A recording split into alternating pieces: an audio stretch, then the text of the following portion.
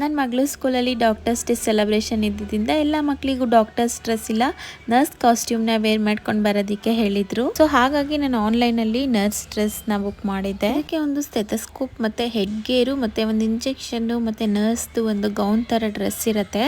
ತುಂಬಾನೇ ಪ್ರೀಟಿಯಾಗಿದೆ dress. Trial ಕೂಡ ಹಾಕ್ಸಿ ನೋಡಿದ್ವಿ, ಚೆನ್ನಾಗಿ ಕಾಣಿಸ್ತಾ ಇತ್ತು.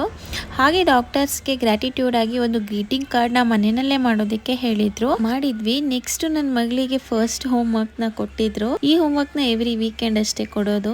ಅದಾದ್ಮೇಲೆ ಅವಳಿಗೆ ಲಂಚ್ ಬಾಕ್ಸಿಗೆ ಕ್ವಿಕ್ ಆಗಿ ಹಾಕೋ ತರ ಅನ್ನದಲ್ಲಿ ದಾಲ್ ಕಿಚಡಿನ ಮಾಡೋ ತರ ಅವಲಕ್ಕಿನ ಯೂಸ್ ಮಾಡಿಕೊಂಡು ಡಿಫ್ರೆಂಟ್ ಆಗಿ ಒಂದು ದಾಲ್ ಕಿಚಡಿನ ಮಾಡ್ಕೊತಾ ಇದ್ದೀನಿ. ಇದಕ್ಕೆ ಹೆಸರು ಬೇಳೆನ ಒಂದು 2 hours ನೆನೆಸಿಟ್ಕೊಂಡ್ರೆ ಸಾಕು, ಒಂದು 5 ನಿಮಿಷದಲ್ಲೇ ಆಗೋಗ್ಬಿಡತ್ತೆ.